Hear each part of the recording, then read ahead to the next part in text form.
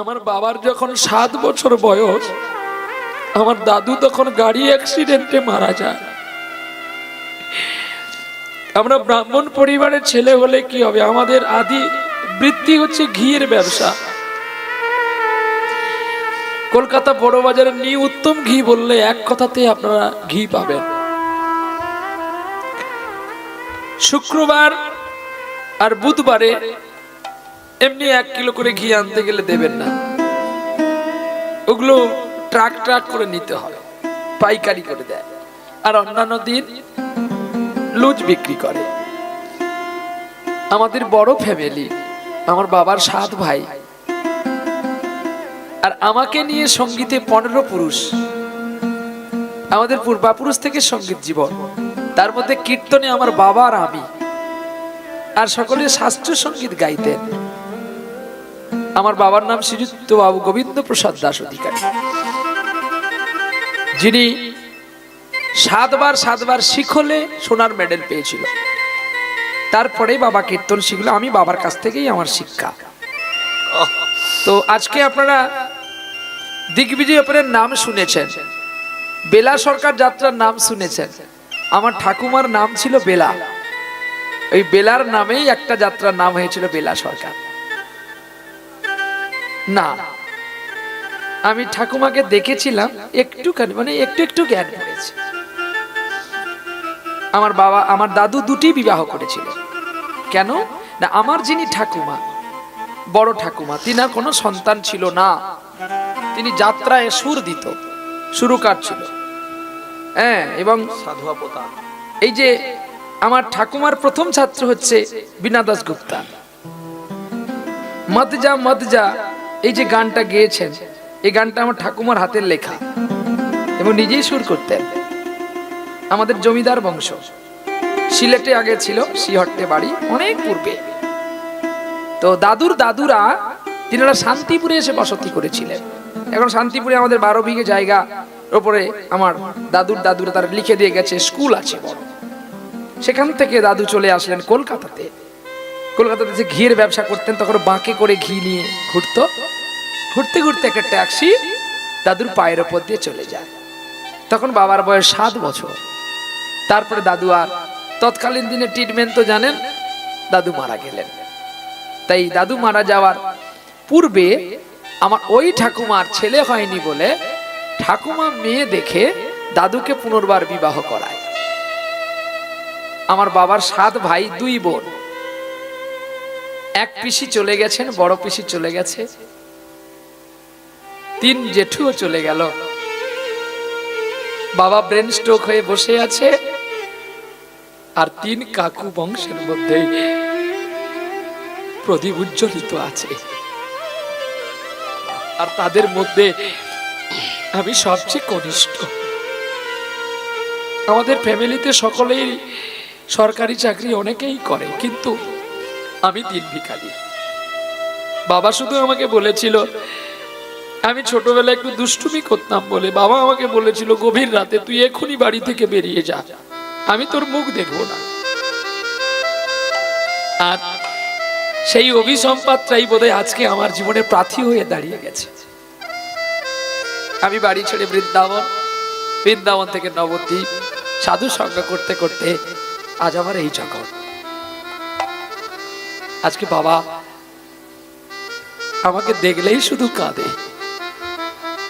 আমি বাবাকে বলি, হ্যাঁ মা আছে, বাবা তুমি যদি আমাকে ঘর থেকে না বের করতে, আমি যে আমার ভগবানকেও চিনতে পারতাম।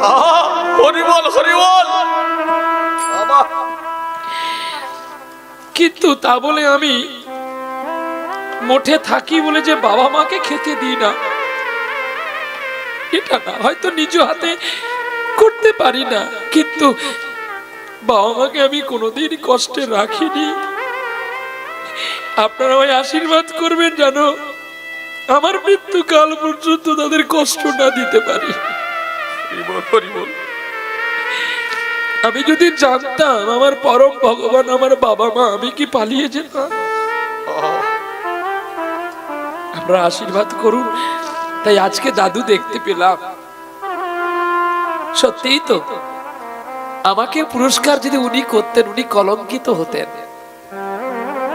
এটি তো ভালোবাসার আশীর্বাদ দিতে দাদু ছুটে আসে তার নাতির কাছে। আপনারা আশীর্বাদ করুন, আমার বংশের এই প্রদীপ আমার দাদার ছেলে, ওর সামনের বছর থেকে গান গাইবে। আপনারাও সকলে আশীর্বাদ করবেন আপনাদের কাছে যেন ও এসে একটু হরিনাম শোনাতে পারে। কারণ হ্যাঁ বাবা, ওর এই তো বংশের প্রদীপ গো।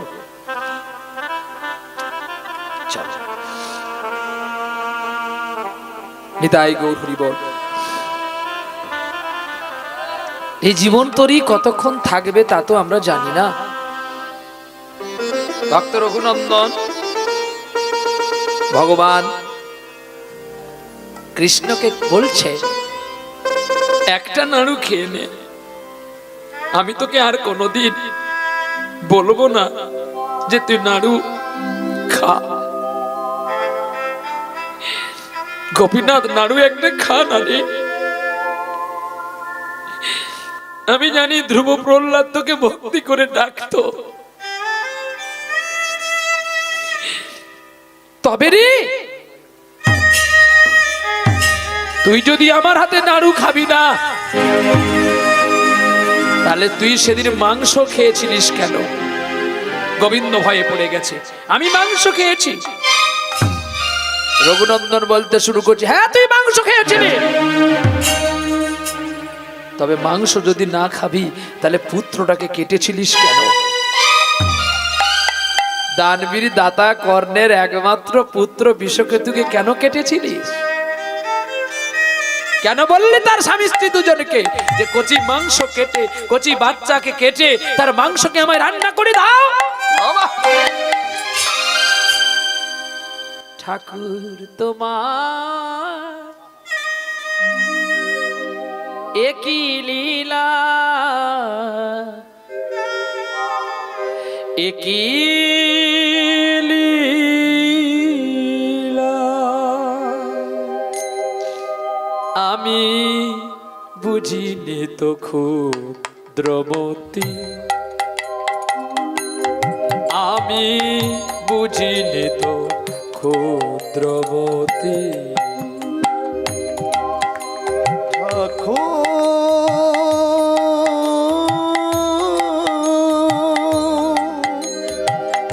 ঠাকুর তোমার একই লীলা,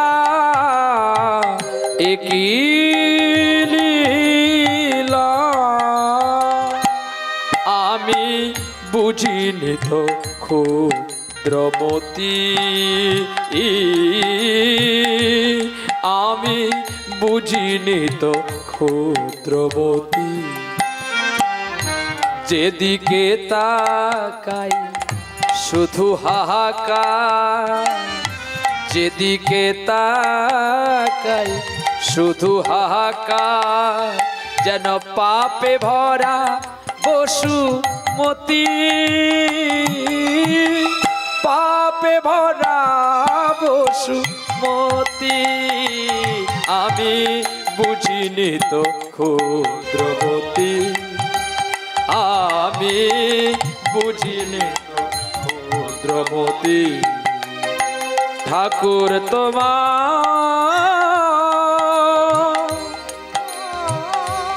একই লীলা,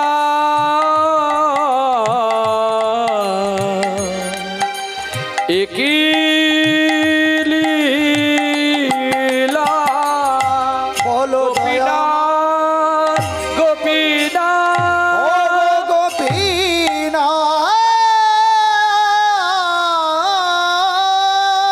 নাড়ু খা, নাড়ু খা, নাড়ু খা,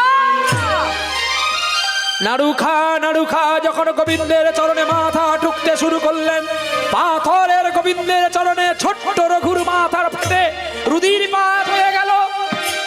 আর গোবিন্দ সহ্য করতে পারলেন না, অচল বিগ্রহ হইতে সচল বিগ্রহ হইয়া ওরে দেরে রঘু আমায়, ও ওরে নাড়ুতে রে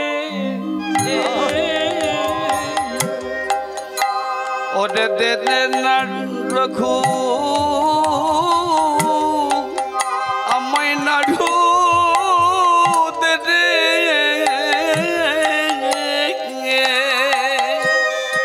ওরে দে রে রঘু আমায় নাড়ুতে রে আমি তোর ডাকে বড় বাবা বাবা ভাই ছুটে এসেছি রে ওরে দে রে রঘু নাড়ু দে রে সারা অঙ্গে রুধিরে ভরে গেল রে আরে দে রে রঘু আমার নাড়ু দে রে আমি ভক্ত বাঞ্ছা পূরণ কাজী আরে দে রে রঘু নাড়ু দে রে যেই রঘুদে বলে যখন পেছন ফিরে দেখে ছোট্ট একটা বালক বসে আছে আর সেই বালকের মস্তক দিয়ে রুধির পড়ছে। রঘু বলছে এ কি রে, কে তুই? আমি তোর গোপীনাথ, তোর মাথা কি করে ফেটে গেল? রঘুনন্দন আমায় ফাটিয়েছে। রঘু? আমার নাম তো রঘু। তুই তো আমায় বারবার করে আমার মাথায় আমার চরণে মাথা ঠুকলি। তুই জানিস না আমার আরেক নাম ভক্তাধীন ভগবান। আয় তোর মাথাটা মুখটা মুছে দি। ভগবান রঘুনন্দনের মুখটা মুছে দিতেই ফাটা মাথা আর মুছিয়ে গেল, কিছু দেখতে পেল না। দে আমায় নাড়ু দে। আহা রঘুনন্দন নাড়ু দে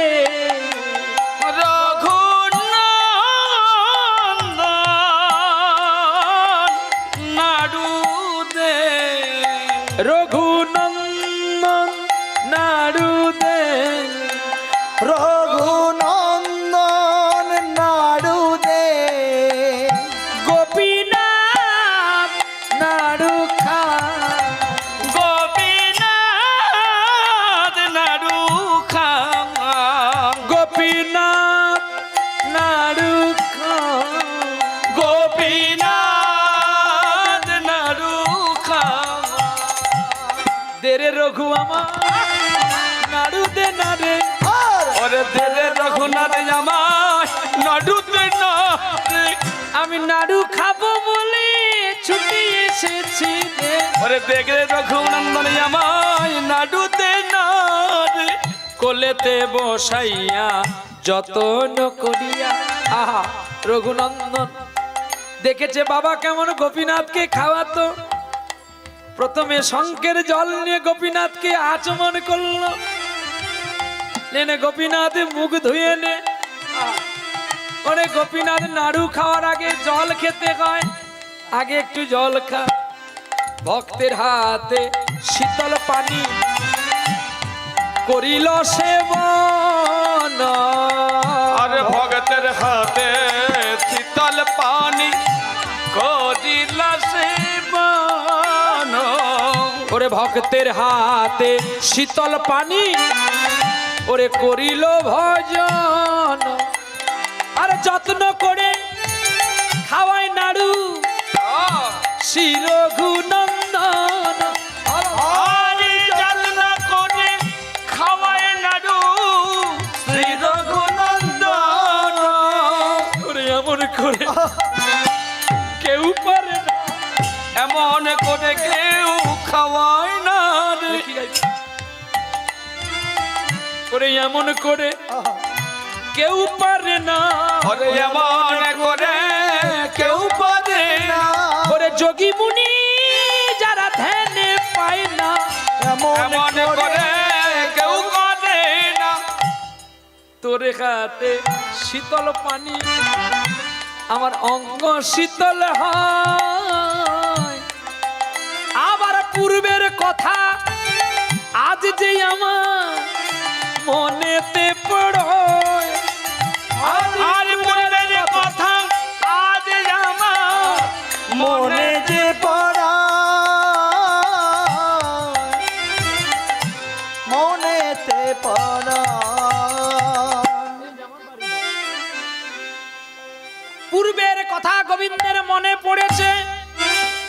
ওরে রঘুরে তোর খাওয়াতে তোর ভক্তিতে আমার সকল কথা আমি ভুলে গেলাম, সকল কথা ভুলে গেলাম, আমি সকল কথা ভুলে গেলাম, আরে সকল কথা ভুলে গেলাম, আমার মনেতে কিছু না রাখিলাম, আমি সকল কথা ভুলে গেলাম, শীতল পানি খাইবার পরে খায় যতনেতে নাড়ু, শীতল পানি খাইতে লাগি যতনেতে নাড়ু, নয়ন জলে খাওয়ায় তারে শিরঘুনন্দন, একবার খারে গোপীনাথ খেলে না রে, আরে খারে গোপীনাথ খেয়ে নে না রে, ওরে যে ভক্তি করে তাকে আমাদের, ওরে খারের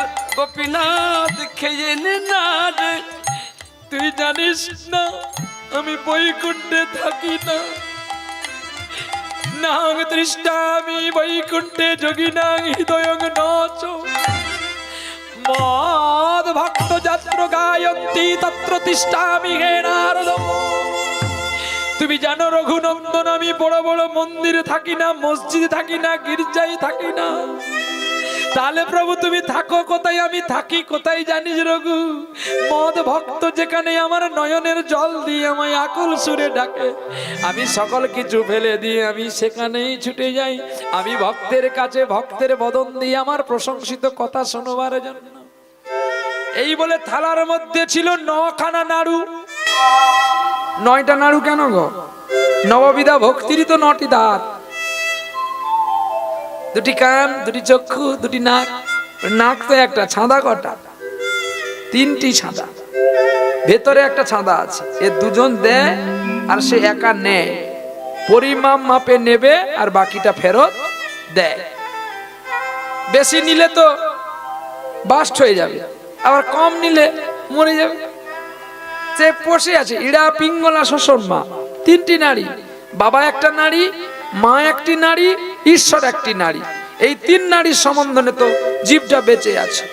তাহলে এই দেহের মধ্যে জানালা কখানা আছে না? অসংখ্য জানালা আছে। এই গরমের দিনে বুঝতে পারবে না, ঘাম বেরিয়ে যায়, লোম কিটের, এগুলো অসংখ্য জানালা। তাহলে দরজা কটা? 9খানা দরজা। কুঠির কটা? 8খানা কুঠি, 8 কুঠির 9 দরজা। তাহলে গাড়ির মধ্যে কতগুলো তার আছে গো, তার তার। আবার বাউলিয়া বলে পেরেক, বলে না 8 কুঠির 9 দরজা। মাঝে মাঝে ঝরকাজ বাবু পাগলা বলেছিল, গানটা লালন ফকিরের গান। কিন্তু এখানে বলেছে এই যে দেহের মধ্যে পেরেক আছে 3.5 কোটি। 3.5 কোটি বলে, হ্যাঁ 3.5 কোটি পেরেক। বলে কি করে না? দেখবেন শিরা উপশিরা করে 3.5 কোটি পেরেক আছে। এর মধ্যে মূল জলি পেরেক আছে, জলি পেরেক 9 খান। এই নববিধা ভক্তির 9টি দ্বারকে গোবিন্দ খুলে রেখেছে। দ্বারকে আগে পবিত্র কর, তারপর তো ভগবান চিনবি। তাহলে 2টি কান। আচ্ছা, এখানে কারো দোকান টোকান আছেন নাকি? আপনাদের কারো দোকান আছে? নেই বোধ হয়। আপনাদের আছে কারো? কার আছে? উনার আছে, আপনার আছে? আপনার নাই? এই কাটারি দিয়ে কান দুটো কেটে দাও। আগে কথা শুনতে হয়, দো কান, দো কান, দুটো তো কান। তাহলে কানে যদি না মন্ত্র প্রদান হলো, তাহলে দেহ বেকার হলো। অদীক্ষা জীবনঙ্গ শূন্য, দিক শূন্য বান্ধবা, পুত্রহীন গৃহ শূন্য, সর্বশূন্য দারিদ্রতা। যে দে দীক্ষা হয় না সে দের কোনো দাম নাই। আছে? হ্যাঁ, তাই অদীক্ষা জীবন শূন্য, দিক শূন্য বান্ধবা, পুত্রহীন গৃহ শূন্য, সর্বশূন্য দারিদ্রতা। ভগবান বললেন যে দেহে দাম নাই, দীক্ষা না হলে হয় না। কৃষ্ণ মন্ত্র প্রবেশঞ্চ, এইবারে প্রবেশ করছে। কৃষ্ণ মন্ত্র প্রবেশ কোন দিক দিয়ে হয়? একমাত্র এই দোকান দিয়ে হয়। দোকান। গুরু দীক্ষা দিলে কোথায় দেয়? এখন তো গুরুর অভাব নেই বাবা। আজ্ঞা, গুরু এখন ঢালাই রাস্তায় ছুটাছুটি করছে। এ বলে আমার কাছে নে, সে বলে আমার কাছে। হ্যাঁ, আবার এখন গুরু বেরিয়েছে খুব দামি দামি গুরু, কানের গড়ায় পিস পিস মাসি মাসি চাঁদা দিস। কায়দা আছে। আজ্ঞা, যদি কেউ থাকেন দুঃখ করবেন না, আমার কথা রাগ করবেন না, কোনো দুঃখ নেই। বলি কেন? না, গুরু যে হয় সে কোনোদিন শিষ্যকে বলে না তুই আমাকে দে, সে তো ভোগী গুরু, সে লোভী গুরু। বলবে কি করে? দেখবেন দীক্ষা দিবি, তোকে প্রতি বছরে টাকা দিতে হবে না, তুই প্রতিদিন প্রণাম করার সময় 1 টাকা দিবি। 1 টাকা দিল, যার ঘরে 20 জন, তাহলে 20 টাকা, প্রতিদিন 20 টাকা হলে মাসে কত টাকা? আগে 600 টাকা, তাহলে 12 মাসে কত টাকা? আগে 7200। এই গ্রামে যদি 1000 শিষ্য দীক্ষা নেয়, কাকা কোথায় যাবি? ব্যাংকেও ছুটতে হবে না, ঝড়েও মরতে হবে না, গাড়ি অ্যাক্সিডেন্টে মরবো না, বসে বসে ডাটে খাবো। কি 100 জনে কত টাকা উঠবে? টোল ট্যাক্সও পারবে না। হ্যাঁ, এ বড় টোল ট্যাক্স। আবার তারাই নাকি গুরুকে দুধ দিয়ে পা ধোয়ায়। এখন হয়েছে অনেক কীর্তনিয়া, অনেক কীর্তনিয়া এসেছে আপনাদের এই জগতে, বড় বড় কীর্তনিয়া বলেন তিনারা নাকি দুধ দিয়ে পা ধুয়ে দিলে পা ধুয়ে নেয়। সেই দুধ আবার চরণামৃত খেয়ে নেয়, বলে তোর গুরুও মরবে আর তুইও মরবি। দেখে নিবেন, আজকে তো মায়েরা এসেছিল ফুল ছড়িয়ে ছড়িয়ে নিয়ে আসবে, ফুল যদি ছড়াবি আমি কীর্তন গাইবো না, পালিয়ে যাবো। কেন? আমি ভগবান নয়, আমি নর মাংস, আমার মধ্যে কাম আছে, ক্রোধ আছে, লোভ আছে। লোভ যদি না থাকতো প্রহ্লাদ এখানে গান গাইতে আসতো না। লোভ আছে, স্বার্থ আছে বলে এসছে। তাহলে যার স্বার্থ নেই তার পা দিয়ে জল খেলে লাভ আছে, তাকে ফুল দিয়ে প্রণাম করলে তোর লাভ আছে। আমার লোভ আছে, তাহলে আমাকে কি করি মাতি? আমার কর্তব্য তোকে আমার প্রণাম করা সাজে। আপনি আচরি ধর্ম অন্যরে শেখায়, আপনি না করলে আচরণ শেখানো না যায়। জগাই মাদাই যদি না থাকতো, নিমাইকে ভগবান বলে কেউ জানতে পারতো? তাহলে বলুন, তাহলে জগাই মাদাই বড় না নিমাই চান বলো? জগাই বড়। জগাই দেখিয়ে দিল যে তুমি আমার পুরুষোত্তম ভগবান। তাহলে আজকাল বৈষ্ণব গুলো দেখবেন প্রণাম করতে গেলে কি করে না?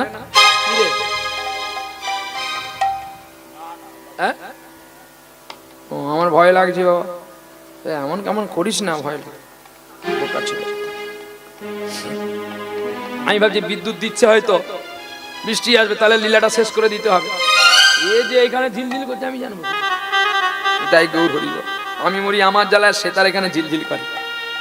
এই ঝিলঝিল করবি নি, তো শাশুড়ি মরবে, তোর শ্বশুর বিধবা হবে, অভিশাপ দিয়ে দেবে না। বায়ে ছিল তাই গৌর হরিব। তাহলে কোথায় ছাড়লাম কথাটা? কানে কানে চাঁদা দিস। এবারে গুরু আর শিষ্যর প্রমাণটা দেখে নেন। এখন গুরু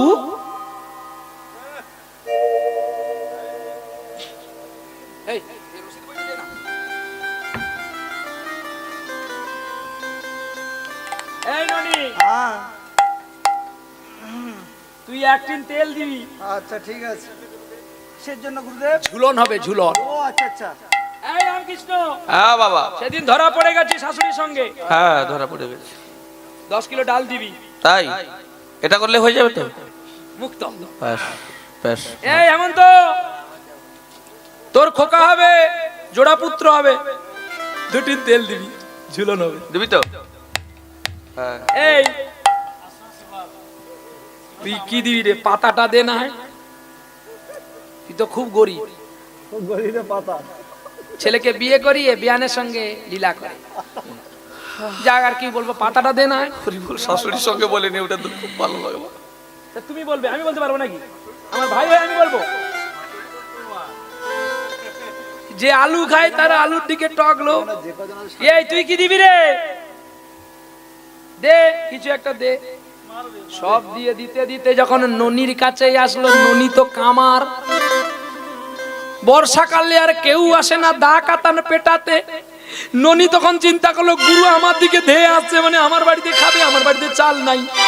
আজ বহু কষ্টে 10 টাকা পেয়েছি, গুরুদেব প্রণাম করতে গেছে। ননি ওঠ ওঠ ওঠ, খাদাগুলো ওঠ, তোর বাড়ি যাবো।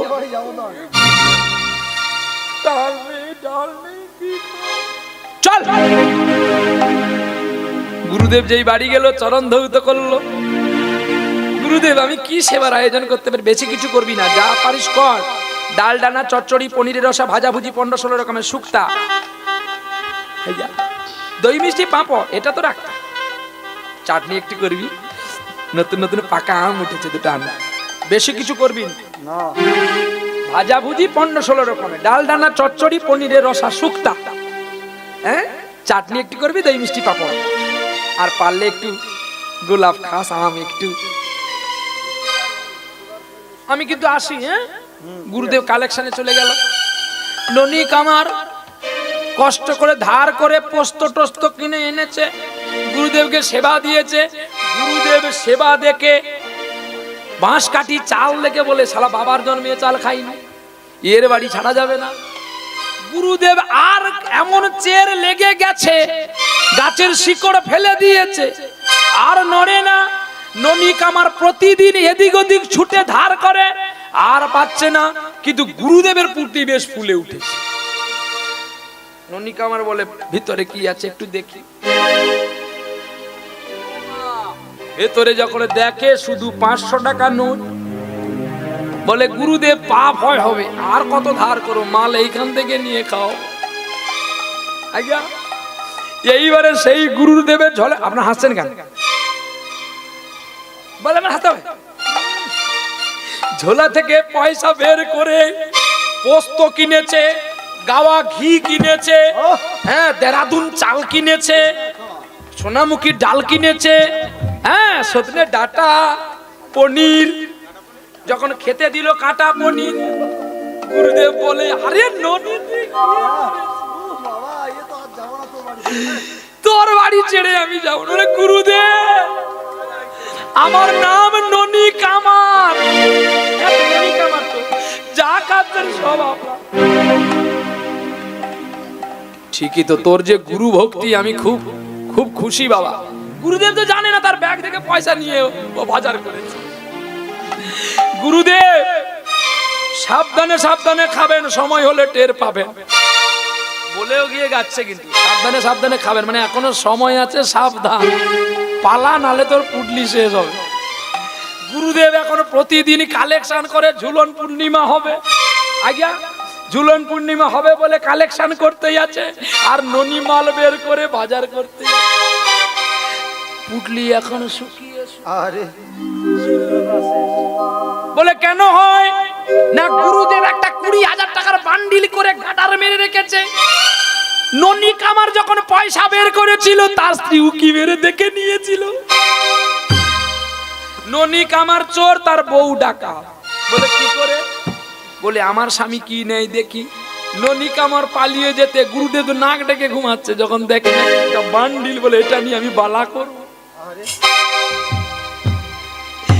ননি কামারের স্ত্রী কি করছে? টাকা নিয়ে সোনার বালা কিনে ফেলেছে। ননি কামার একদিন দেখবে আমার পুটলি পরে পরে ফুলে যাওয়ার কথা, পুটলি কেন সরু হয়ে নিচের দিকে ঝুলে গেছে, মানে 2-4 টাকার কয়েল পয়সা পড়ে আছে। যখন পুটলির দিকে দেখে আর টাকা নাই, ননি, এই ননি, এই এদিকে আয়, উঠে আয়, উঠে আয়। ননি কামারকে যেই ডাকলো, এই বল কে টাকা চুরি করেছে বল। বলে গুরুদেব আমি তো চুরি করিনি, আমি তো নিয়েছি। তুই নিয়েছি? বলে হ্যাঁ গুরুদেব, বর্ষাকালে আপনি যা লীলা শুরু করেছেন, আমি কতদিন লোকের কাছে ধার করব? তাই আমি চিন্তা করলাম নিরুপায় বাবা অভিশাপ দেবে, দিক আমি এইখান থেকে নিয়ে খরচ করব। বলে সে কি করেছিস? বলে গুরুদেব আমি প্রথম দিন থেকে বলতেছি আমার নাম ননি কামার, গুরুদেব যা খাচ্ছ সব আপনার, অভিশাপ যদি আপনি দিবেন আগে আপনাকে পড়বে। বলে কেন? না আমার খাওয়ার আগে তো আপনি খেয়েছেন। কি গো ঠিক বললো তো? এটা বলেছে আমার নাম ননি কামার, যা খাচ্ছেন গুরু সব আপনার, আপনি একদিন খাবেন বলে যদি আজকে 1 মাস এখানে বসে দেখেন, আমার বাবার এলাচ গাছ আছে যে আমি ঝরিয়ে দিলে এলাচ পড়বে, বাজারে বিক্রি করলে খাওয়াবো। বলে আরে 20,000 টাকার বান্ডিল। না গুরুদেব এটা আমি নিইনি। তার স্ত্রী বলছে আমি নিয়ে বালা কিনেছি। গুরুদেব বলে মরেছি, জন্মে যদি বাঁচি তোর বাড়ি আর আসবো না, কিন্তু ননিরে তোর বাড়িতে থেকে এই দেরাদুনের চালের ভাত খেয়েছি, আমার শরীর লেগে গেছে, প্রতিদিন গরুর দুধ খেয়েছি, শরীরের জ্যোতি বেড়েছে, আর এই পালঙ্কে শুয়েছি, আমার আর গায়ে পিঠে ব্যথা নাই। বলে গুরুদেব তুমি পালঙ্ক নিয়ে যাও। স্ত্রী রেগে উঠছে, পালঙ্ক তো আমার বাবার ঘরে দিয়েছে, এটা তোমার বাবার পালঙ্ক নয়। স্বামী স্ত্রী দুজনে গন্ডগোল হয়েছে। বলে গরুটাও তুমি দিয়ে দিলে, জমি জায়গা সব দিয়ে তুমি থাকবে কোথায়? বলে আরে চুপ কর পাগলি, মেয়েরা কম কথায় নাচে, গরুকে যদি বেশি ঘাসে বেঁধে দেন গরু বেশ নাচে খাওয়া বাদ দিয়ে। তাই মেয়েরা যদি অল্প কথাই বেশি না আছে, বলি আরে পাগলি তুই চুপ কর, গুরু চরণ সার, তোকে বারবার বলছি কেন বুঝতে পারছিস না? বলে গুরু চরণ সার। বলে আরে গুরু চরণ সার, যার প্রণাম করি না, প্রণাম করি। স্থিত রেগে মেগে বাবার ঘরে একটা পালঙ্ক দিয়েছিল বক্স কার, সেই যদি আবার গুরুদেবকে দিয়ে থাকবে কি করে? এবার বলছে গুরুদেব গো, আমি যদি তোমায় খাট দিলাম, পালঙ্ক দিলাম, জমিন দিলাম, গরু দিলাম, আমার বলতে কিছু নাই, তাহলে তোমার চরণই সার। গুরুদেব আমাকে ওই দুটি চরণ তুমি দিয়ে যাও। বলছে নে নে, তাড়াতাড়ি করে নে। এখন ছুটে গেলেন ননিক আমার ঘরের ভেতরে ভালো চকচকে একটা কাটারি আর বড় একটা গামলা নিয়ে ননিক আমার গুরুদেব তোমার চরণ সার, তুমি আগে বলোই আমি কোনটা কাটবো। আরে তুমি কি করছিস? গুরুদেব তুমি তো বলেছো গুরু চরণ সার, আর সবই তো অসার। আমার অসার যদি তোমায় দিই, তাহলে তুমি গুরু হয়ে কেন শিষ্যকে সার জিনিসটা না দিয়ে চলে যাচ্ছ? বলে ননি রে, তোর খাটও দরকার নাই, তোর গরুও দরকার নাই, তোর দেরাদুন চালের জমিও দরকার নাই, আমি পালাই। কি দাদু কেমন লাগলো? সেরকম শিষ্যের পাল্লায় যদি ওরকম গুরুগুলো একবার পড়ে না, তোর দুধ দিয়ে পা ধোয়ানো ঠিক বুঝবি ঠেলা। বলে নরকে গিয়ে তোর কি হবে জানিস না, এই নরক তোকে শিক্ষা। হ্যাঁ, যে দুধ খাওয়ার জন্য ভগবান কৃষ্ণ মা যশোদার কাছে মার খেলো, আর সেই দুধে আমরা কীর্তনিয়া হয়ে, আমরা বৈষ্ণব হয়ে, ব্রাহ্মণ হয়ে এমন কি পুণ্য করে ফেলেছি, যে দুধ গোবিন্দ মুখে দেয় সেই দুধ তোমরা পায়ে দাও। আমরা নাকি জগৎকে শিক্ষা দিতে আসি, আমরা জগৎকে শিক্ষা দিতে আসিনি, আমরা জগৎকে শোষণ করতে এসেছি। আমরা তো ভালো কথা জানি, ভালো কথা বলে আপনাদের কাছ থেকে শোষণ করে নিয়ে যাচ্ছি। ইংরেজ এখনো মরেন, ইংরেজ তো আমরা। এমন একটি আচরণ করে যাও, তুমি চলে গেলে যেন প্রহ্লাদের কথাটা সকাল বেলায় এখানে বলে যে না রে, ছেলেটা আর যাপার হোক, ছেলেটা ভালো। এটাই গোবিন্দের কাছে বড় পাওয়া। আর না হলে ও টাকা নিয়ে শুধু কেবলমাত্র ব্যাংক ব্যালেন্স হবে, একদিন তো 3.5 হাত মাটির তলে তোমাকে যেতে হবে। তাই বলি, কারুর পানে না ঘৃণা করে চৈতন্য মহাপ্রভু কাউকে ঘৃণা করেনি। চণ্ডাল, জবন, নিচু জাতি সকলকে বুকে নিয়ে কৃষ্ণ নাম করেছিল। আজকের দেখবেন ব্রাহ্মণেরা রান্না করলে বৈষ্ণবেরা খায় না, বৈষ্ণবেরা রান্না করলে ব্রাহ্মণেরা খায় না। চৈতন্য চরিতামৃতে দেখবেন অন্তলীলার আগে মধ্যলীলায় লেখা আছে মহাপ্রভু দুজনকে ভোজন করার জন্য বাস্তব করে শিক্ষা দিয়েছিলেন, কিন্তু দুজনকে সবকিছু দিল কিন্তু কাউকে আগুন দেয়নি, তাই তারা নিরুপায় হয়ে গিয়েছিল। যখন হরিদাসকে বলল, হরিদাস যখন দুটো উনুন লাগিয়ে দিল, এরা রান্না করে খাওয়ার পরেই ব্রাহ্মণকে বলেছিল মুসলমান উনুনে আগুন দিল, এতে তোমাদের জাত গেল না? কি মুসলমান আগুন দিলে তোমার জাত গেল না? ব্রাহ্মণ বৈষ্ণব মাথাটা নিচু হয়ে গেল। উঁচু কুলে জন্ম নিলে যে ভগবান তোমার, এই সিদ্ধান্ত ভুল। তাহলে উঁচু কুলে তো বসু সবর জন্ম নেয়নি, তাহলে তার উচিষ্ট কেন নীলমাধব খেয়েছিল? উঁচু কুলে তো তেতা যুগে সবরই জন্ম হয়নি, তাহলে সেই কন্যাটার উচিষ্ট কেন রামচন্দ্র খেয়েছিল? যে কুলে তুমি জন্ম হও না কেন, যদি তোমার কর্ম ভালো হয়, কর্মের গুণে তুমি সমাজে প্রতিষ্ঠা পাবে। কর্ম যদি ভালো না হয়, তুমি সমাজে প্রতিষ্ঠা পাবে না।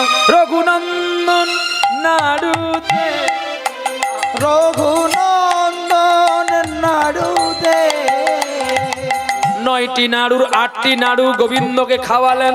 এইবারে গোবিন্দ ভগবান নিজেই রঘুনন্দনকে বলছে, ওরে রঘুরে, এই 1টি নাড়ু তুই আমায় দে। কেন? তুমি কি করবে? আমি তোরে যত্নে খাওয়াইব, তোরে যত্ন করে খাওয়াইব। ওরে রঘু যত্ন করে খাইব। না না না না না একই পুজোর আসরে বসে কেউ খায় নাকি? চুপ কর। নরম গাল ধরি হাতে, আহা, মুখটি ফাঁকা হয়ে গেল। গোবিন্দ নিজে হাতে নাড়ু ভক্তের বদনেতে দিল। ওরে খারে রঘু নাড়ু খারে, খারে রঘু নাড়ু খারে। ভক্ত রঘুনন্দন বলছে আমি কেমনে খাবো? তুই খা, নালে কাল হতে আমি আর তোর হাতে খাবো না। এই যেই বলেছে রঘুনন্দন খেয়ে নিলেন। আর বলছে যদি বলিস নাড়ু কে খেয়েছে, রঘুনন্দন তুই বলবি আমি খেয়েছি, আমি খেয়েছি, আমি খেয়েছি, আমি খেয়েছি। এ মা, এ কি মিথ্যেবাদী ভগবান! তুই 8টা নাড়ু খেলি। দেখো ভগবানের যে ভগবান সে তো রঘুনন্দন এত জানে না। না, সে জানে কৃষ্ণ গোপীনাথ। গোপীনাথ যে ভগবান, ভক্তের মনে কি সেই বাসনা আছে? এ কি বাজে ভগবান, বাজে গোপীনাথ। তুই 8টা খেলি, আমি 1টা খেলি, আর তুই কিনা বলছি আমি সবগুলো খেলাম। ওরে গোপীনাথ, আমি যদি তোর হাতে খেয়েছিস, তুই যদি সবাইকে বলি আমি কাল হতে আর খাবো না রে, কাল হতে আর খাবো না রে। ওরে রঘু, ওরে রঘু, কাল হতে আর খাবো না রে। যা এখনই চলে যা, আর বিলম্ব করিস না। রঘু দোপাকে পড়ে খালি পাত্র হাতে করি বাহির হইল। খালি পাত্র হাতে করি বাহির হইল। খালি থালি দেখি মাতা তারে জিজ্ঞাসিল, বলে রে রঘু নাড়ু কোথা? বলে রে রঘু নাড়ু কোথায়? ও মা গোপীনাথ, কি রে গোপীনাথ 8টা খেয়েছে খেতা, আমি 1টা খেয়েছি। ও মা, গোপীনাথদের বলতে মানা করেছিল। ছি ছি ছি ছি ছি, সরস্বতী পুজোর দিনে এই মিথ্যা ছেলে পেলাম। হ্যাঁ, গোপীনাথ নাড়ু খায়? তোর বাবার আসার সময় হয়ে গেছে। যাই হোক, থালিটা হাত থেকে নিয়ে ডিবি থেকে আর যে দুটো নাড়ু ছিল নাড়ুটা রেখে দিলে প্রসাদ বলে ওর বাপকে খাইয়ে দেবো। কিন্তু বাড়ির পেছনে থেকে শুনে ফেলেছে রঘুনন্দনের বাবা মুকুন্দ কবিরাজ 8টা নাড়ু নাকি গোপীনাথ খেয়েছে। আহা, আরে 1টা নাড়ু নাকি আমার রঘুনন্দন খেয়েছে। এই বলে যখন পরের দিন ছলনা করলেন মুকুন্দ কবিরাজ, রাত থেকে উঠে স্নান করে গোপীনাথকে জাগিয়ে রঘুনন্দনকে ডেকে বলছে ওরে রঘুরে, আমি অনেক দূরে যাব রুগী দেখতে, তুই আজকে গোপীনাথকে খাওয়াবি। এই বলে মন্দিরের পেছনে চুপটি করে মুকুন্দ কবিরাজ দাঁড়িয়ে আছে। দ্বিতীয় দিন আবার মুকুন্দ কবিরাজের পুত্র রঘুনন্দন যখন নাড়ু নিয়ে ঢুকে দরজা বন্ধ করে দিল, বারবার যখন তাকে বলল তুই খেয়ে যা, খেয়ে যা, খেয়ে যা, কান পেতে শুনছে মুকুন্দ কবিরাজ আমার রঘু যেন কার সঙ্গে কথা বলছে। দৈববাণী হয়ে বলছে, রঘু, রঘু রে, আমি তোর ভক্তিতেই তোর নাড়ু খেয়েছিলাম, কিন্তু আজ আমি কেমনে করে তোর নাড়ু খাবো? তোর বাবা তো চিকিৎসা করতে যায়নি, ওই তো মন্দিরের পেছনে দাঁড়িয়ে আছে। তুই তো জানিস আমার খাওয়া যদি কেউ দেখে নেয় আমি খাই না। যেই বলে দিল অমনি দরজা খুলে দিল রঘুনন্দনের বাবা মুকুন্দ কবিরাজ। কে কে কে তুমি বলছো কথা? আধু হয়ে গেল মন্দির। গোপীনাথ কাঁদছে, রঘু কাঁদছে, মুকুন্দ কবিরাজ কিচ্ছু দেখতে পাচ্ছে না। একটা নাড়ু খেয়ে নে গোপীনাথ, একটা নাড়ু খেয়ে নে।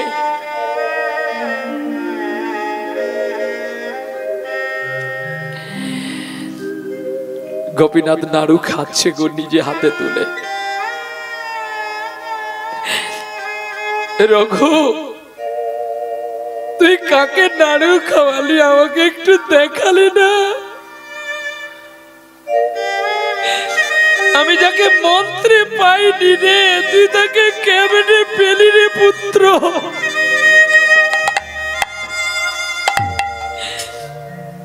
গোপীনাথ বলছে তোমার বাবাকে তুমি স্পর্শ করো। রঘু, তোমার স্পর্শ ছাড়া আমি যে নাড়ু খাচ্ছি তোমার বাবা দেখতে পাবে না। যেই মুকুন্দ কবিরাজকে রঘুনন্দন স্পর্শ করলো, দেখতে পেল একটা নাড়ুর অর্ধেক গোবিন্দের হাতে আর অর্ধেক গোবিন্দের বদনে লেগে আছে। কেঁদে উঠলে, বলরে রঘু, তুই কেন আমার পুত্র হয়ে এলি রে? তুই যদি আমার বাবা হতি আমি তোকে প্রণাম করতাম। দৈববাণী বলে দিল, শোনো মুকুন্দ কবিরাজ, আজকে তোমার পুত্র কে জানো? ও পূর্ব জন্মে ছিল ব্রহ্মার পুত্র মদন কামদেব। বৃন্দাবনে নিজে রূপবান বলে প্রমাণ করার জন্য ওর 5খানা কামের বানকে আমার চরণে নিক্ষেপ করেছিল, আমায় মারবে বলে। তাই ওর সকল পাপ বানগুলো আমার পায়ে লুটিয়ে পড়লো। তখন ওই মদন কামদেব এসে আমায় কেঁদেছিল, বলেছিল, গোবিন্দ, আমি বড় অপরাধ করেছি, তুমি আমায় ক্ষমা করো। তাই আমি ওকে অভিশাপ দিয়েছিলাম, তুই মর্তলোকে জন্ম নিবি, দেবতা কুল ছেড়ে মর্তলোকে জন্ম নিবি। তখন ও আমায় ধরে কেঁদে বলেছিল, আমি কি তোমার কৃপা পাবো না? পাবি। তুই পবিত্র একজন কবিরাজের পুত্রকে জন্ম নিবি, নাম হবে তোর রঘুনন্দন, আর এই গোপীনাথকে তুই নিজে হাতে নাড়ু খাওয়াবি। তাই আজ এই পুত্র মদন কামদেব, যার সকল কামকে নিবৃষ্ট করে আজকে রঘুনন্দন রূপে পাপের প্রায়শ্চিত্ত করার পরে আজকে তোর হাতের বানানো নাড়ু আমাকে যত্নে খাওয়ালো। যা, পিতা পুত্র মিলে 5 বাড়ি ভিক্ষান্ন করে নিয়ে আয়, সেই ভিক্ষান্নের চাল রন্ধন করে দিবি, ভোগ দেবে আমার ভক্ত রঘুনন্দন। আজ পর্যন্ত সেই শিখণ্ড পাটে এখনো গোপীনাথের হাতে অর্ধ নাড়ু লেগে আছে। আপনি পুরো নাড়ু দিয়ে দিবেন, দরজা বন্ধ করবেন, ঠিক অর্ধ নাড়ু হয়ে গেছে। এখনো প্রমাণ, এখনো অগ্রদ্বীপের গোপীনাথের প্রমাণ আছে। বাস, গোবিন্দ ঘোষের সাধ্যের দিনেই হাত থেকে পিণ্ড দিলে পিণ্ড গলে পড়ে যায়। কে বলে ঈশ্বর পাথরে? পা থরে, পা থরে, পা থরে। ঈশ্বরকে পুজো করতে যদি তোমার পাটা না থরে, তাহলে ঈশ্বর পুজো হয় না। পুত্রের মতো স্নেহ করতে হবে, আবার বাঘের মতো তাকে ভয় করতে হবে, তবেই হয় তার পুজো, তবেই হয় তার সাধনা, তবে হয় তার ভক্তি। ভক্ত রঘুনন্দনের সঙ্গে গোপীনাথের মিলন হইল, মিলন হইল। চাঁদ বদনে সবাই মিলে একবার এই অধমের আশীর্বাদ করে একবার বদন ভরে হরি হরি বল।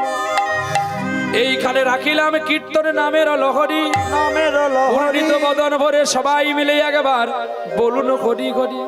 মদন কামদেব রঘুনন্দন সেজে আজকে বাবার পুত্র মিলে জীবের ঘরে ঘরে গিয়ে ভিক্ষা করছে গো। গোবিন্দ সেবা বলে ভেবে বলে, আমায় ভিক্ষা দাও গো, ওগো নগরবাসী, ভিক্ষা দাও গো, ওগো ব্রজবাসী, আমায় ভিক্ষা দাও গো নগরবাসী, ভিক্ষা দাও গো ব্রজবাসী।